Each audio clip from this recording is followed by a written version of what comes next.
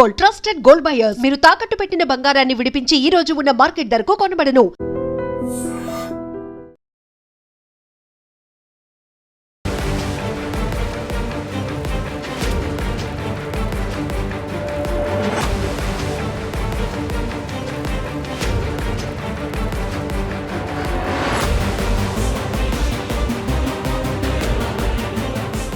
నమస్కారం, welcome to I dream. నేను మీ సంగీత. Students అందరూ కూడా మేడం మా ఒరిజినల్ సర్టిఫికేట్స్ కాలేజ్ వాళ్ళు వారి దగ్గర పెట్టేసుకొని మొత్తం ఫీజు చెల్లిస్తే కానీ ఇవ్వను అంటున్నారు అని చెప్పేసి చాలామంది కాల్ చేస్తున్నారు. మేము ఎలా ప్రొసీడ్ అవుతే మా సర్టిఫికేట్స్ మాకు వస్తాయి మేడం అని చెప్పేసి చాలామంది అడుగుతున్నారు కదా. కాలేజీ యాజమాన్యం వాళ్ళు మీ సర్టిఫికేట్స్ వాళ్ళ దగ్గర పెట్టేసుకొని పూర్తిగా ఫీజు చెల్లిస్తేనే మీ సర్టిఫికేట్స్ మీకు ఇస్తాను అని చెప్పడం అనేది ఇల్లీగల్. అది లీగల్గా ఎక్కడా కూడా సర్టిఫికేట్స్ కంపల్సరీగా పిల్లల ఫీజు మొత్తం చెల్లించిన తర్వాతనే ఇవ్వాలి అని ఎక్కడా లేదు. కాబట్టి కాలేజీ వాళ్ళు స్టూడెంట్స్ ఎప్పుడైతే వారి ఒరిజినల్ సర్టిఫికేట్స్ రిటర్న్ చేయండి అని చెప్పేసి అడిగినప్పుడు ఇమీడియట్గా ఇవ్వాల్సిన బాధ్యత వారికి ఉన్నది.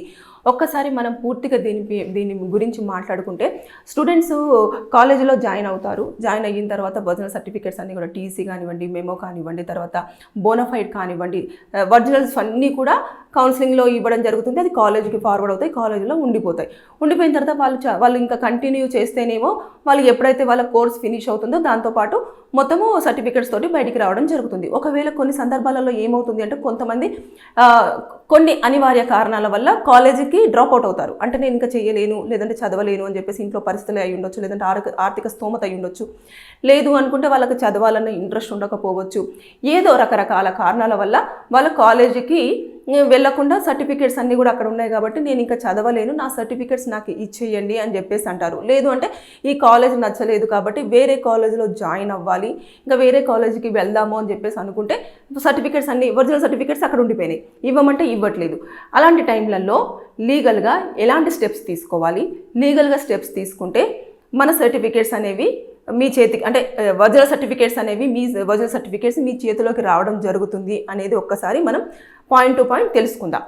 ముందుగా ఫస్ట్ ఆఫ్ ఆల్, ఎప్పుడైతే మీరు కాలేజీలో మీ ఒరిజినల్ సర్టిఫికేట్స్ పెడతారో అవి ఏ టైంలో ఇచ్చారు, ఎప్పుడు ఇచ్చారు అనేది మీరు కరెక్ట్గా తెలుసుకొని ఉండాలి.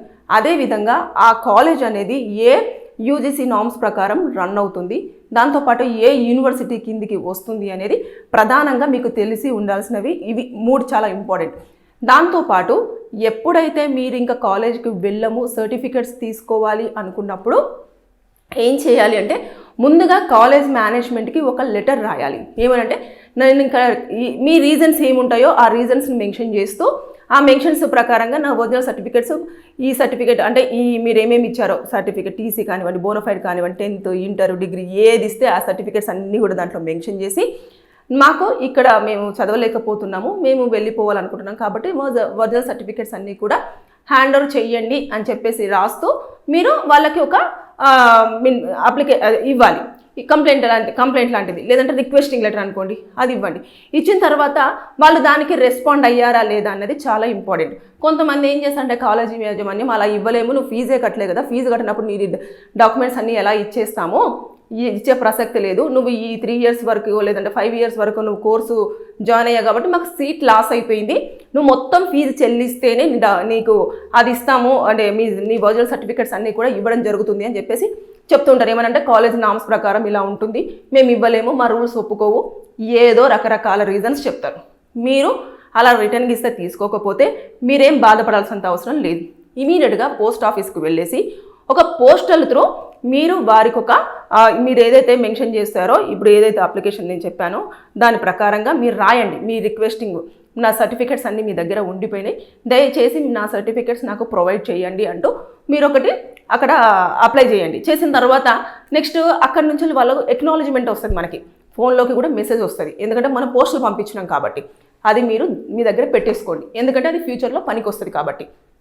వచ్చిన తర్వాత ఎప్పుడైతే వాళ్ళు మనం రాసి ఇచ్చినప్పుడు తీసుకోకపోతే నెక్స్ట్ చేయాల్సిన స్టెప్ పోస్టల్ నుంచి వెళ్ళి మనం పంపించడం. వచ్చిన తర్వాత అది దాచిపెట్టేసుకున్న తర్వాత నెక్స్ట్ యూసీజీ వాళ్ళకి ఎప్పుడైతే ఇది ఏ యూనివర్సిటీ కింద రన్ అవుతుంది ఏంటిది అని చెప్పేసి తెలుసుకున్న తర్వాత వారికి కంప్లైంట్ అనేది వాళ్ళ గ్రేవియన్స్లో కంప్లైంట్ రేస్ చేయాలి. కాలేజ్ పేరు, తర్వాత మీ పేరు, తర్వాత మీ కోర్సు, అదేవిధంగా మీ యొక్క రోల్ నెంబర్, మీ ఏ సర్టిఫికేట్స్ అన్నీ కూడా కాలేజీలో మీరు ఒరిజినల్ సర్టిఫికేట్స్ మీరు ఇచ్చేయడం జరిగింది అని చెప్పేసి మొత్తం పూర్తి వివరాలు అందులో మెన్షన్ చేస్తూ ఏదైతే మీరు రిక్వెస్టింగ్ పెట్టుకున్నారు కదా, నా ఒరిజినల్ సర్టిఫికేట్స్ నాకు ఇచ్చేయండి అంటూ అని చెప్పేసి కాలేజ్కి ఒకటి లెటర్ పెట్టారు కదా, దానికోసం ఒక ఎక్నాలజ్మెంట్ వచ్చింది కదా, దాన్ని కూడా మీరు దానికి అటాచ్ చేస్తూ దాన్ని మీరు ఆ మెయిల్లో పంపించాల్సి ఉంటుంది. పంపించిన తర్వాత వాళ్ళు ఇమీడియట్గా వాళ్ళు ఏం చేస్తారంటే ఆ కాలేజ్ గురించి తెలుసుకొని వాళ్ళకు ఒక నోటీస్ అనేది సర్వ్ చేయడం జరుగుతుంది. దీనిపైన ఎలాంటి స్పష్టత ఇవ్వండి అని చెప్పేసి అని అనుకుంటూ ఒక నోటీస్ సర్వ్ చేస్తారు. ఇక దాని తర్వాత మీరు చేయాల్సింది ఏంటి అంటే పోలీసులకి కానివ్వండి, లీగల్ నోటీస్ కానివ్వండి పంపించాల్సి ఉంటుంది. ఒకవేళ అక్కడ మీకు రెస్పాన్స్ రాలేదు, ఇక్కడ కూడా వీళ్ళు ఏం రెస్పాండ్ అవ్వలేదు, అప్పుడు మీరు పోలీసులు అదేవిధంగా లీగల్ అడ్వైస్ పోలీస్ స్టేషన్కి వెళ్ళేసి పలానా కాలేజ్ వాళ్ళు నన్ను మానసికంగా ఇబ్బంది పెడుతున్నారు, నా ఆర్థిక స్తోమత ఇది లేదు అంటే నాకు ఈ కాలేజ్ నచ్చలేదు, నేను వేరే కాలేజ్లో జాయిన్ అవ్వాలనుకుంటున్నాను కానీ నా ఒరిజినల్ సర్టిఫికేట్స్ మాత్రం ఇవ్వట్లేదు అని చెప్పేసి మీరు పోలీసులకి లీగల్ అడ్వైజర్ దగ్గరికి వెళ్ళేస్తే వీళ్ళు కంప్లైంట్ ఒకటి ఫైల్ చేసేసుకుంటారు. తర్వాత నెక్స్ట్ లీగల్ అడ్వైజర్ ఏం చేస్తారు అంటే అతను ఒక నోటీస్ సర్వ్ చేస్తారు. ఇలా మీకు లేదు కదా రూల్, మీరు పిల్లోడికి ఇచ్చేసేయండి ఒరిజినల్ సర్టిఫికేట్స్ అని పలానా మీ సెక్షన్స్ మేము అప్లికేబుల్ చేసేస్తాం, అది పంపించేస్తాం, నోటీస్ అది క్లియర్ అయిపోతుంది. ఇక దాని తర్వాత ఒకవేళ అక్కడ కూడా వాళ్ళు నోటీసుకు కానివ్వండి, పోలీసులకు కానివ్వండి, వాళ్ళు ఏదో ప్రాపర్గా ఒక ఆన్సర్ చెప్పేసుకొని మా యూనివర్సిటీకి సంబంధించి ఇలా లేదండి, మా కాలేజ్ నామ్స్ ఇలా కాదండి, మేము ఎప్పటి నుంచో ఇలా చేస్తున్నామండి, మాకు అసలు ఇలాంటిది లేదండి, అసలు ఎప్పుడూ మేము ఇలాంటివి పాటించలేదండి, ఖచ్చితంగా ఫీజు చెల్లిస్తేనే మేము సీట్ లాస్ అయిపోయాం కాబట్టి ఇప్పుడు ఈ మధ్యలో ఎవరు కూడా వచ్చి జాయిన్ అవ్వరు కాబట్టి మేము ఒక స్టూడెంట్ని లాస్ అయ్యాము, మాకు ఆ ఫీజు రావాల్సింది రాకుండా ఉంటుంది కాబట్టి ఫీజు చెల్లించాలి అని చెప్పేసి వాళ్ళ నామ్స్ ప్రకారం వాళ్ళు మాట్లాడతారు. అప్పుడు మీరేం చేయాలి అంటే సివిల్ కోర్టుకు కానివ్వండి లేదంటే కన్జ్యూమర్ కోర్టుకు కానివ్వండి వెళ్ళేసి మీరు కంప్లైంట్ అనేది ఇవ్వాలి. ఇచ్చిన తర్వాత ఇమీడియట్గా వాళ్ళు రెస్పాండ్ అవుతారు. దాంతోపాటు వాళ్ళకు ఒక ఫైన్ విధించేసి మరి, ఎందుకంటే ఒరిజినల్ సర్టిఫికేట్స్ అలా అట్టి పెట్టుకోవడానికి లేదు కాబట్టి వాళ్ళకు ఒక ఫైన్ వేసి, ఎందుకంటే మీ భవిష్యత్తు పోతుంది అక్కడ, ఇన్ని రోజుల పాటు మిమ్మల్ని తిప్పడం జరిగింది, అదేవిధంగా ఈ పాటికి మీరు వేరే కాలేజ్లో జాయిన్ అవ్వడమో లేదంటే ఆ సర్టిఫికేట్ చూపించుకొని ఏదైనా ఉద్యోగంలో జాయిన్ అవ్వడమో ఇలాంటివి జరుగుతాయి కాబట్టి దాని ప్రకారంగా దాన్ని బేస్ చేసుకొని నష్టపరిహారం కూడా అందించడానికి ఆస్కారం ఉంటుంది.